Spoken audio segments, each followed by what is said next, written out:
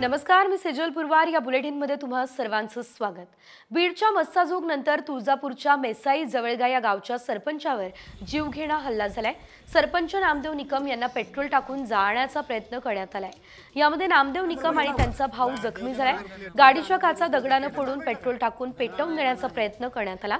रात्री 1 वाजता हा प्रकार घडला. पवनचक्कीच्या वादातून हा हल्ला झाला असावा असा प्राथमिक अंदाज सध्या तरी वर्तवला जातोय.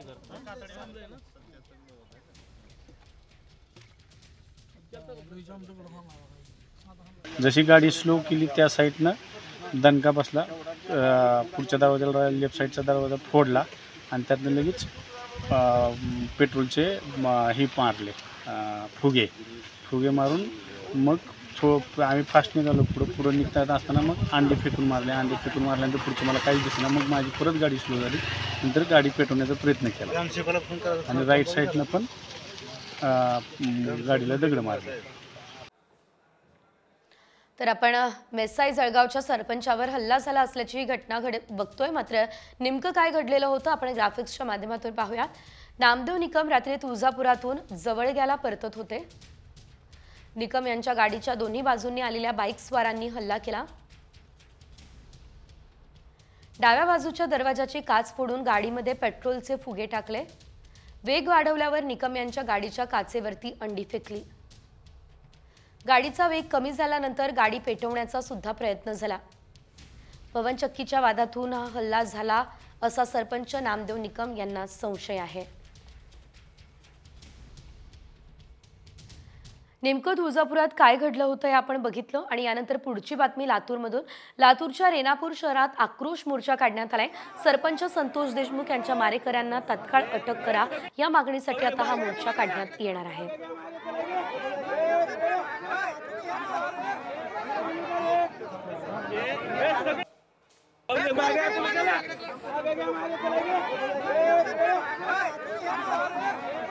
मारेकऱ्यांना अटक करा अशी मागणी केली जाते आणि त्यासाठी लातूरमध्ये हा आक्रोश मोर्चा निघतोय. अगदी तरुण तरुणींसोबतच लहान मुलं सुद्धा या मोर्चामध्ये सहभागी झाले असल्याचं आपण या दृश्यांमध्ये पाहतोय. या सर्व मोर्चेकऱ्यांना अडवण्याचा पोलिसांनी सुद्धा पुरेपूर प्रयत्न केला असल्याचं आपल्याला पाहायला मिळतंय. संतोष देशमुख यांच्या मारेकऱ्यांना अटक करा अशी मागणी या सर्व आंदोलकांची. आणि आता एक मोठी बातमी. महाराष्ट्रात कायदा आणि सुव्यवस्था राहिलेलीच नाही असा आरोप संजय राऊत यांनी केलेला आहे. बीडचा बिहार झालाय असं देखील त्यांनी म्हटलंय. अर्बन नक्षलवाद मोडण्याआधी बीडचा दहशतवाद मोडा असं आव्हान त्यांनी यावेळेस फडणवीसांना दिलंय. या महाराष्ट्रामध्ये कायदा सुव्यवस्था राहिलेलीच नाही.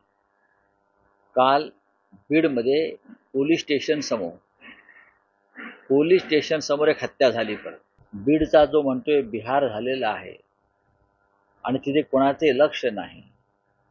बीडच्या जनतेला वाऱ्यावर सोडलाय. काय करतायत देवेंद्र फडणवीसजी? अर्बन नक्षलवाद मोडून काढतायत, आधी बीडचा दहशतवाद मोडून काढा. यानंतर आणखी एक महत्त्वाची बातमी. उरण तालुक्यातल्या पागोटे गावात धुडगूस घालणाऱ्या गावगुंडांवर कोर्टाच्या आदेशाने गुन्हा दाखल करण्यात आलाय. मात्र अजूनही गावगुंड मोकाट आहे, त्यांना अटक करण्यात आलेली नाही. माझा संतोष देशमुख होण्याची वाट पाहताय का, हा संतप्त सवाल पागोटे गावचे सरपंच कुणाल पाटील यांनी केला. गावगुंडांच्या दहशतीमुळे ग्रामस्थ कमालीचे घाबरले. उरण तालुका मस्साजोगच्या वाटेवर जाण्याची भीती व्यक्त केली जाते. पागोटे गावचे नागरिक न्याय कधी मिळणार असाच सवाल सध्या विचारतायत.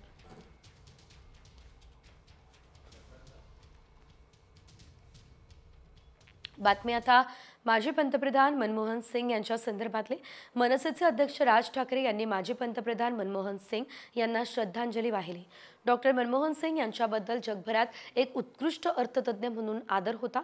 1991ला जेव्हा मनमोहन सिंग देशाचे अर्थमंत्री झाले तेव्हा देशाची अर्थव्यवस्था अतिशय तोळामासाची होती. अशा वेळेस भारतीय उद्योगांच्या पायात आधीच्या काँग्रेसच्या सरकारनं ज्या पेड्या घातल्या होत्या त्या तोडून काढण्याचं काम डॉक्टर मनमोहन सिंग यांनी उदारीकरणाचं धोरण स्वीकारून केलेलं आहे. अर्थात नरसिंह रावांसारख्या पंतप्रधानाची साथ त्यांना लाभली हे देखील खरंय, अशी फेसबुक पोस्ट राज ठाकरे यांनी आता केली आहे.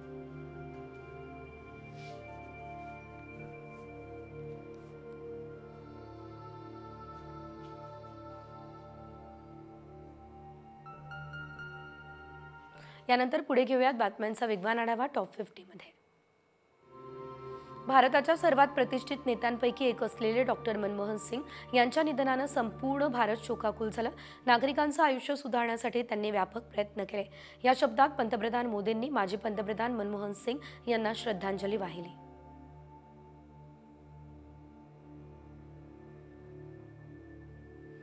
केंद्रीय मंत्री अमित शहा यांनी मनमोहन सिंग यांच्या निधनाबाबत ट्विट केलं। माजी पंतप्रधान डॉक्टर मनमोहन सिंग यांच्या निधनाची बातमी अत्यंत दुःखद आहे। डॉक्टर मनमोहन सिंग यांनी देशाच्या कारभारात महत्त्वाची भूमिका बजावली। या शब्दात अमित शहांनी दुःख व्यक्त केलं।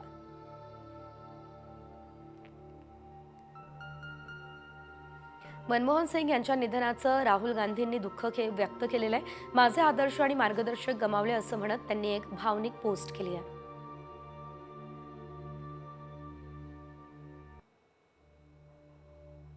भारतानं एक थोर अर्थतज्ञ, अभ्यासू आणि उत्तम राजकारणी गमावला। ही प्रतिक्रिया मुख्यमंत्री देवेंद्र फडणवीस यांनी दिली। आर्थिक क्रांती देश लक्षात ठेवणार असंही मुख्यमंत्री म्हणाले।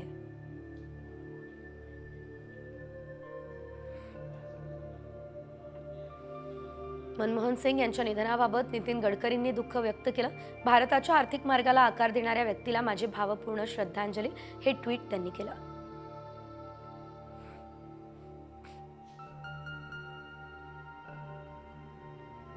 शरद पवार यांनी मनमोहन सिंग यांना श्रद्धांजली अर्पण केली। जागतिक धुरंधर नेता गमावला असं म्हणत त्यांनी दुःख व्यक्त केलं।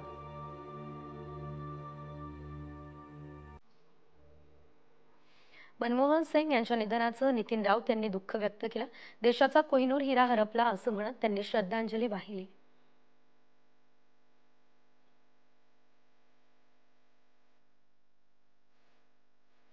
माजी पंतप्रधान मनमोहन सिंग यांच्या हस्ते नंदुरबार जिल्ह्यातील टेंभली गावामध्ये पहिला आधार कार्ड देण्यात आलं।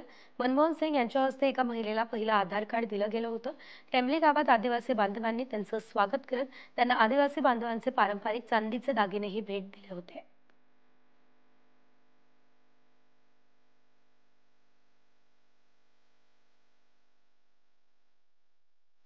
सनी देओल यांनी देखील मनमोहन सिंग यांच्याविषयी आपल्या भावना व्यक्त केल्या। भारताचा अर्थशास्त्राला आकार देणारा एक द्रष्टा नेता आपण गमावलाय, अशा शब्दात सनींनी श्रद्धांजली वाहिली।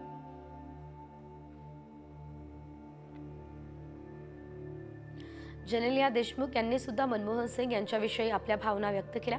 आपले माजी पंतप्रधान श्री मनमोहन सिंग यांच्या निधनाबद्दल ऐकून दुःख झालं। एक राजकारणी, अर्थतज्ञ आणि सच्चा देशभक्त, तो देशासाठी सचोटी, शहाणपण आणि निस्वार्थ सेवेचा वारसा मागे सोडतो। त्याच्या आत्म्यास शांती लाभो असं जेनेलिया म्हणते। अभिनेता रितेश देशमुख यांना सुद्धा विलासराव देशमुख यांच्यासोबतचा मनमोहन सिंग यांचा एक फोटो ट्विट केलाय आणि यावेळेस मनमोहन सिंग यांना श्रद्धांजली अर्पण केली आहे। भारतातील एक उत्कृष्ट पंतप्रधान आपण गमावला, त्याचे आम्ही नेहमी ऋणी राहू असं रितेशने ट्विटमध्ये म्हटलंय। भारताने आज आपला एक उत्कृष्ट नेता गमावला आणि त्यांच्या समर्पणानं आणि दूरदृष्टीने आपल्या दृष्टाचा कायापालट झालाय, अशा भावना कपिल शर्मानं व्यक्त केल्या। टीम इंडियाने माजी पंतप्रधान डॉक्टर मनमोहन सिंग यांना श्रद्धांजली वाहिली। मेलबर्नमधल्या मैदानात काळी पट्टी बांधत टीम इंडियाने आदरांजली अर्पण केली।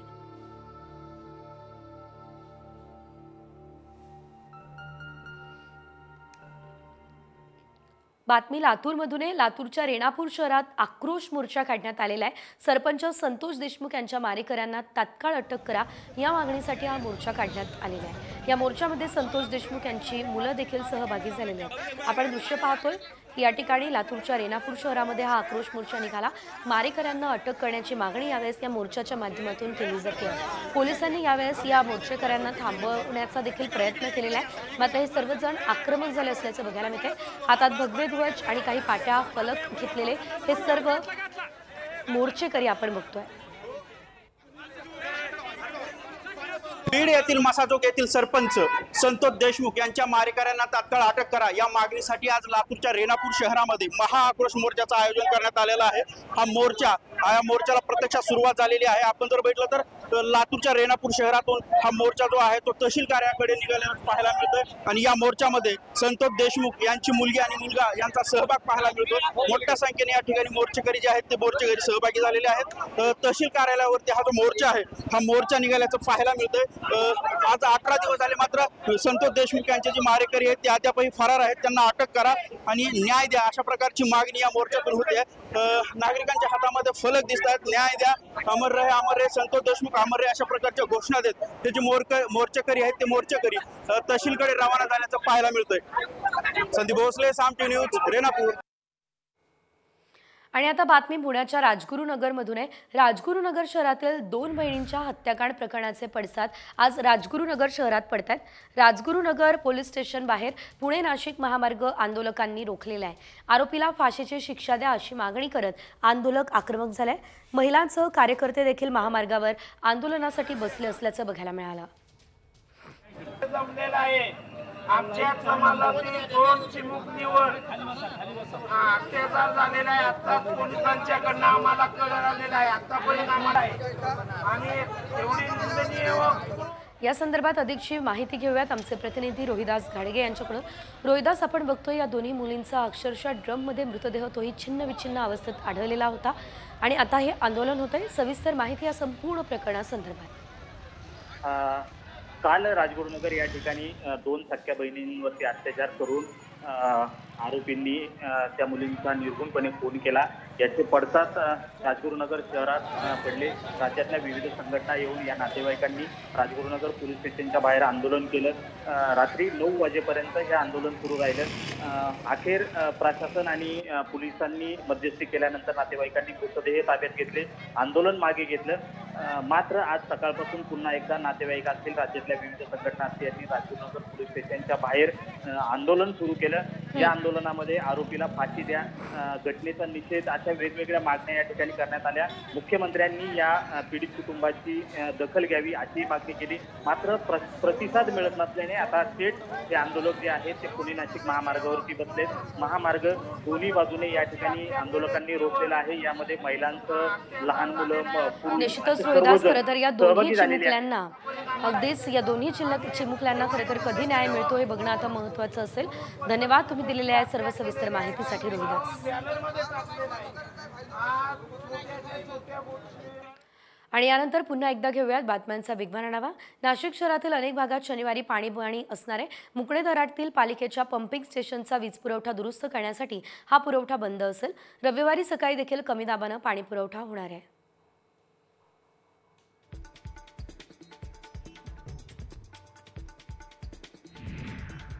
पुण्यात नियमांचं उल्लंघन केल्याप्रकरणी 29 रक्तपेढ्यांचे परवाने हे निलंबित करण्यात आले. पुणे विभागात रक्ताचा तुटवडा आहे असं असताना दुसऱ्या राज्यात रक्ताचा साठा पाठवणं याशिवाय विविध नियमांचं उल्लंघन केल्याप्रकरणी ही कारवाई करण्यात आलेली आहे.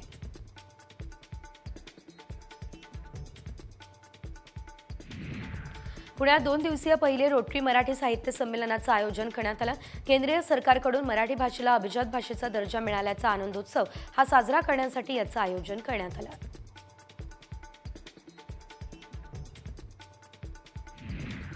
पुण्यात मिळकत कराची थकबाकी वसूल करण्यासाठी महापालिकेने सुरू केलेल्या मोहिमेमध्ये आतापर्यंत 2,500 मिळकतींना टाळे बसले. त्यापैकी सुमारे 2,000 मिळकतींचा लिलाव करून पैसे वसूल केले जातील. मुंबई गोवा महामार्गावरती वाहतूक कोंडी झाली आहे. माणगाव बाजारपेठ ते खरवली फाट्या दरम्यान 4 किलोमीटर वाहनांच्या लांबच लांब रांगा लागल्या. त्यामुळे कोकणात जाणारे पर्यटक वाहतूक कोंडीमध्ये अडकले.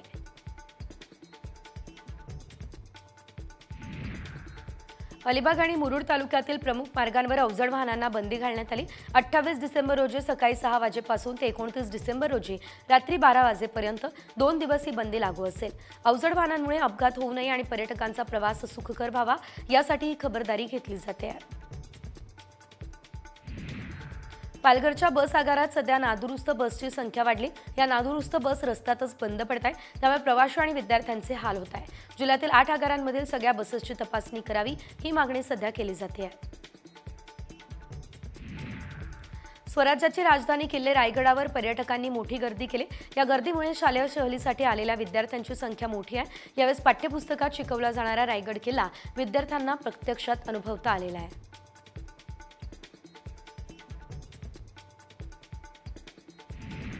अहिल्यानगर जिल्ह्याचे पोलीस अधीक्षक राकेश ओला यांनी शिर्डीच्या साई मंदिराला भेट दिली. यावेळेस त्यांनी मंदिर आणि परिसरातील सुरक्षेचा आढावा घेतला.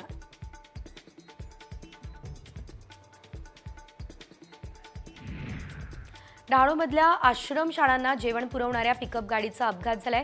डहाणू तालुक्यातील कासा सायवण या रस्त्यावरील बापूगाव या ठिकाणी ही पिकअप गाडी उलटली आहे। या अपघातामुळे आश्रमशाळांना वेळेवर जेवण पुरवता आलेलं नाही, त्यामुळे रात्री उशिरानंतरही आश्रमशाळेतील विद्यार्थ्यांवर उपाशी राहण्याचीच वेळ आली आहे। सांगली आष्टा रोडवरील वाळवा फाटानजीक कारंदवाडी या ठिकाणी चारचाकी गाडी आणि डंपरच्या अपघातात चारचाकी गाडीचा रस्त्यावरच जळून खाक झाली आहे। सुदैवाने यामध्ये कोणतीही जीवितहानी झालेली नाही। चारचाकीमधील तिघांना मात्र किरकोळ दुखापत झाली आहे। डहाणूतील आश्रमशाळांना जेवण पुरवणाऱ्या पिकअप गाडीचा अपघात झाला। डहाणू तालुक्यातील कासा सायवण रस्त्यावरील बापूगाव या ठिकाणची ही पिकअप गाडी उलटली आहे। या अपघातामुळे आश्रमशाळांना वेळेवर जेवण पुरवता आलेलं नाही, त्यामुळे रात्री उशिरानंतरही आश्रमशाळेतील विद्यार्थ्यांवर उपाशीच राहण्याची वेळ आली आहे।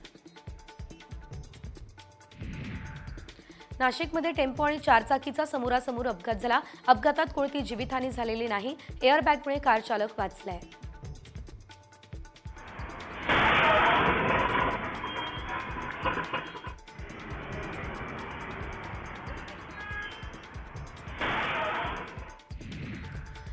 आणि आता शिक्षकांसाठी एक अत्यंत महत्त्वाची बातमी, कारण राज्याच्या तिजोरीत खडखडाट आहे आणि असं असल्यानं प्राथमिक, खासगी, प्राथमिक, माध्यमिक आणि उच्च माध्यमिक शाळांवरील शिक्षकांच्या पगारासाठी पैसाच नाही आहे, ही वस्तुस्थिती समोर आली आहे। त्यामुळे राज्यातील 4 ते 4.5 लाख शिक्षकांना डिसेंबरच्या पगारासाठी नवीन वर्षात काही दिवस वाट बघावी लागेल। शिक्षकांच्या पगारासाठी वेतन अधीक्षकांकडे प्रत्येकी एका महिन्याच्या साधारणतः 25 तारखेपर्यंत निधी उपलब्ध होतो। त्यानंतर 1 ते 5 तारखेपर्यंत पगार वितरित केला जातो। मात्र आता 27 तारीख उजाडली तरी सुद्धा सरकारकडून पगारासाठी निधी मिळालेला नाही, त्यामुळे आता या शिक्षकांना पगारासाठी वाट बघावी लागेल। राज्यातील शिक्षकांची आकडेवारी आणि पगाराची स्थिती नेमकी सध्या काय आहे बघूयात ग्राफिक्सच्या माध्यमातून सविस्तर। शिक्षक आणि शिक्षकेतर कर्मचारी 4.50 लाख आहेत। दरवर्षी पगारासाठी 68,000 कोटी निधी रुपये येत असतो। दरमहा लागणारा निधी हा 5,500 कोटी रुपये इतका आहे। दरमहा पगाराची तारीख 1 तारीख असते। मात्र सध्या राज्यातील शिक्षक आणि पगार यामध्ये तफावत मोठी दिसते। पुढे आणखी एक मोठी बातमी, बेरोजगार तरुणांना महाराष्ट्र कमांडो फोर्समध्ये जवान बनवण्याचा आमिष दाखवून चक्क बोगस भरती केल्याचं छत्रपती संभाजीनगरमधून समोर आलं। या भरतीसाठी संभाजीनगरच्या पोलीस आयुक्तालयाच्या जवळच असलेल्या मराठवाडा सांस्कृतिक मंडळाच्या मैदानावर पोलीस भरतीप्रमाणे मैदानी चाचणी घेण्यात आली। मात्र पात्र उमेदवारांना नियुक्ती शुल्क मागताच टोळीचा भांडाफोड झालाय। विशाल मोहन देवळी, विकास बापू माने आणि सनी लाला बागाव अशी तिघा भरती प्रक्रिया राबवणाऱ्या भामट्यांची नाव आहे। हे तिघेही सोलापूर जिल्ह्यातील पंढरपूर या ठिकाणचे रहिवासी आहेत। या प्रकरणी तिघांवर आता फसवणुकीचा गुन्हा सुद्धा दाखल करण्यात आलाय। संभाजीनगर पोलीस आयुक्तालयापासून हाकेच्या अंतरावर बोगस भरतीचा हा प्रकार घडत होता। लष्कराच्या गणवेशात तिघांकडून महाराष्ट्र कमांडो फोर्सच्या नावाखाली बोगस भरती सुरू होती। पोलीस भरतीप्रमाणे हुबेहूब मैदानी चाचणी घेतली तरीही पोलिसांना संशय आलेला नाही। भरती प्रक्रियेदरम्यान 93 विद्यार्थ्यांकडून तब्बल 5,58,000 रुपये उकळण्यात आले। एका माजी सैनिकानं भरती प्रक्रियेबाबत परवानगी विचारली, त्यानंतर या धक्कादायक प्रकाराचा भांडाफोड झालेला आहे। फसवणूक झाल्याचं लक्षात आल्यानंतर लगेचच विद्यार्थ्यांनी या तिघांनाही पोलिसांच्या ताब्यात दिलंय। फसवणूक करणारे तिघे सोलापूरचे आणि त्यांच्यावरती गुन्हा सुद्धा दाखल करण्यात आलेला आहे।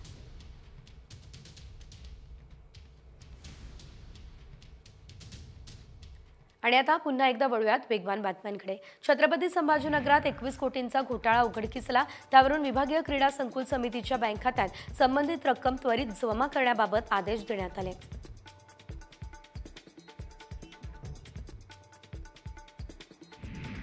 छत्रपती संभाजीनगर शहरात नायलॉन मांजा विकला तर खुनाच्या प्रयत्नाचा गुन्हा दाखल करण्याचा इशारा पोलीस आयुक्तांनी दिला। या निर्णयामुळे नायलॉन मांजाबाबत कलम 110 नुसार म्हणजे सदोष मनुष्यवधाच्या गुन्ह्याअंतर्गत कडक कारवाई करणारे संभाजीनगर हे राज्यात पहिले शहर ठरले आहे। नाशिक शहरात छुप्या पद्धतीने नायलॉन मांजाची विक्री करणाऱ्यांवर पोलिसांनी कारवाई केली। कारवाईमध्ये 2 लाख रुपयांचे 210 गट्टू नायलॉन मांजा जप्त झाला। मांजा विक्रेत्यासह दोघांनाही पोलिसांनी ताब्यात घेतलं।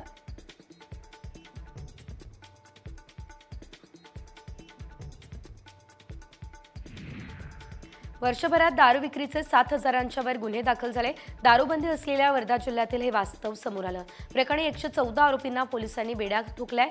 29 कोटींचा मुद्देमाल जप्त केलाय।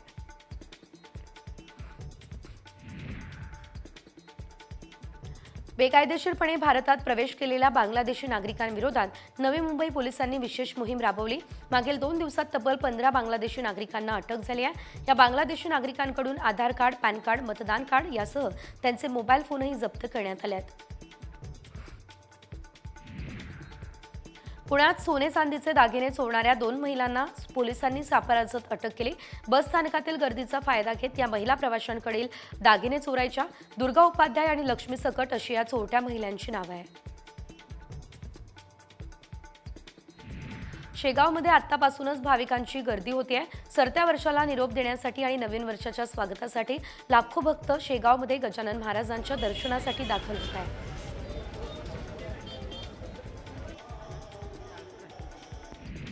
डॉक्टर पंजाबराव देशमुख यांचा 126वा जयंती उत्सव साजरा होतोय। यानिमित्त अमरावती येथील पंजाबराव देशमुख स्मृतीस्थळावर आकर्षक अशी रोषणाई करण्यात आली। या रोषणाईने सर्वांचंच लक्ष वेधलं। बारामतीमधील निमगाव केतकी या ठिकाणी सुवर्णयुग गणरायाच्या यात्रेची सांगता मोठ्या उत्साहात झाली। ही यात्रा 3 दिवस भरवली जाते। गावातील रस्त्याच्या दुतर्फा आकर्षक अशी विद्युत रोषणाई करण्यात आली। जळगाव जिल्ह्यात आज आणि उद्या पावसाचा अलर्ट आहे। अचानक आलेल्या पावसानं काही प्रमाणात जनजीवन विस्कळीत झालंय। दरम्यान नागरिकांना सतर्कतेचा इशारा जिल्हा प्रशासनानं दिला आहे।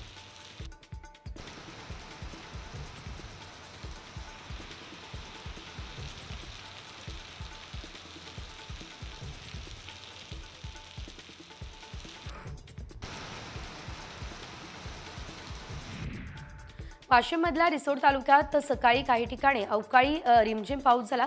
या अवकाळी पावसामुळे रब्बी पिकांचं नुकसान होण्याची शक्यता आहे। त्यामुळे शेतकऱ्यांच्या चिंतेत आता वाढ झाली आहे।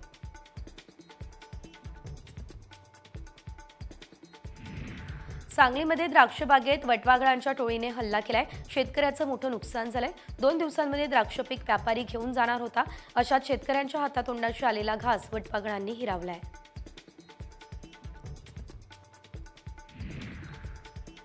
धुकं आणि सतत बदलणारं हवामान यामुळे भाजीपाला पिकांवरती रोगाचा प्रादुर्भाव झाला। पिकं वाचवण्यासाठी शेतकरी पिकावर औषध फवारणी करतायत।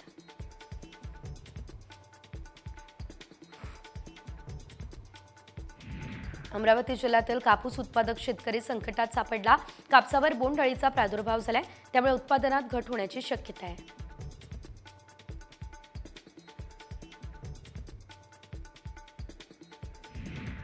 इंदापूरच्या टणू या ठिकाणी भीमा नदी पात्रात मगरीचं दर्शन झालं। नदी पात्रात या ठिकाणी मगरीचं वास्तव्य असल्याचं लोकांचं म्हणणं आहे। त्यामुळे या ठिकाणच्या परिसरात नागरिकांमध्ये आता भीतीचं वातावरण आहे।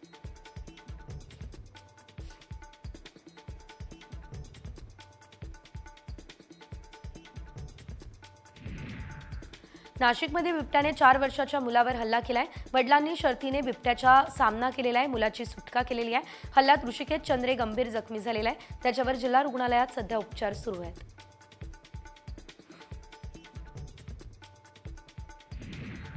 नांदेडमध्ये रानडुकराची गावठी बॉम्बने शिकार झाली। श्री क्षेत्र माहूरगडाच्या पायथ्याशी असलेल्या दरीत हा प्रकार घडला।